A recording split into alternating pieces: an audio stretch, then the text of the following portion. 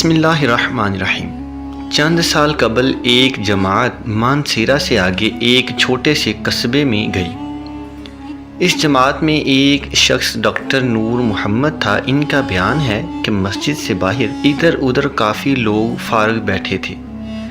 ہم لوگ ان کے پاس گئے اور مسجد میں آنے کی دعوت دی تاکہ وہ تعلیم میں شریک ہو سکیں۔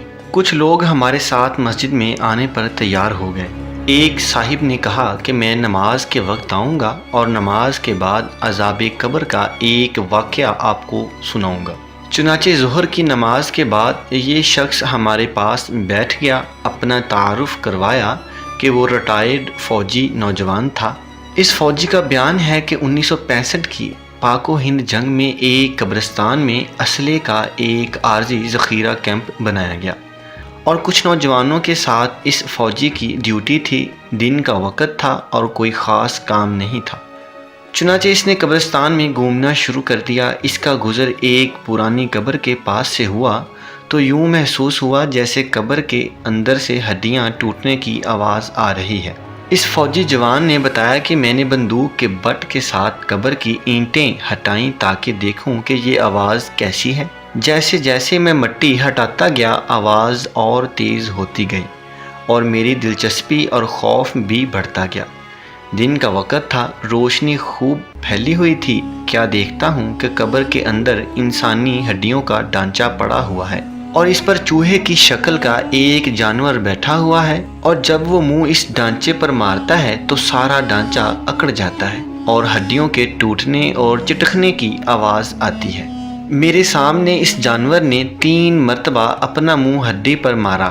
مجھے بہت ترس آیا کہ یہ جانور اس کو بہت تکلیف پہنچا رہا ہے۔ چنانچہ رائفل سے جب میں نے اس جانور کو مارنے کا ارادہ کیا تو وہ مٹی میں چھپ گیا۔ تھوڑی دیر کے بعد وہ جانور قبر سے نکل کر میری طرف لپکا اور میرے اوپر ایسی دہشت سے سوار ہوا کہ میں اسے مارنا بھول کر اپنی جان بچانے کی خاطر بھاگ کھڑا ہوا۔ کافی دور جانے کے بعد میں نے مڑ کر دیکھا کہ وہ جانور میرے پیچھے تیزی سے بھاگا آ رہا تھا۔ قریب ہی پانی کا ایک گڑھا تھا۔ اس جانور سے بچنے کے لیے میں اس جوہر یعنی گڑھے میں داخل ہو گیا۔ میں نے پیچھے مڑ کر دیکھا کہ جانور جوہر کے کنارے پر آ کر رک گیا اور قدرے توقف کے بعد اس نے اپنا منہ پانی میں ڈال دیا۔ یکدم پانی کھولنے لگا۔ میں بھاگ کر جوہر سے نکلا۔ میری ٹانگیں جل رہی تھی۔ ٹانگوں کی جلد بہت سرخ ہو چکی تھی اور آبلے بھی پڑ چکے تھے۔ درد کی شدت سے میرا چلنا محال تھا۔ میں نے اپنے ساتھیوں کو آواز دی تو جب میں نے پیچھے مڑ کر دیکھا تو کچھ نہ تھا بلکہ وہ جانور غائب ہو چکا تھا۔ چنانچہ مجھے ایبٹ آباد کے ہسپتال میں داخل کرایا گیا اور پھر وہاں سے راولپنڈی کے بڑے فوجی ہسپتال GMH میں منتقل کر دیا گیا۔ میری ٹانگوں کا گوشت گلنا شروع ہو گیا اور ہر وقت بدبودار پیپ اور خون رستا رہتا۔ کسی علاج سے افاقہ نہیں ہوا۔ مجھے علاج کے لیے امریکہ بھجوایا گیا، مگر مرض بڑھتا گیا۔ جوں جوں دوائی لگائی اور گوشت جاتا رہا۔ اس وقت دونوں ٹانگوں کی صرف ہڈیاں بچ گئی ہیں۔ گوشت آہستہ آہستہ گل کر علیحدہ ہوتا جا رہا ہے اور ہر وقت مردے کی سی بدبو آتی رہتی ہے۔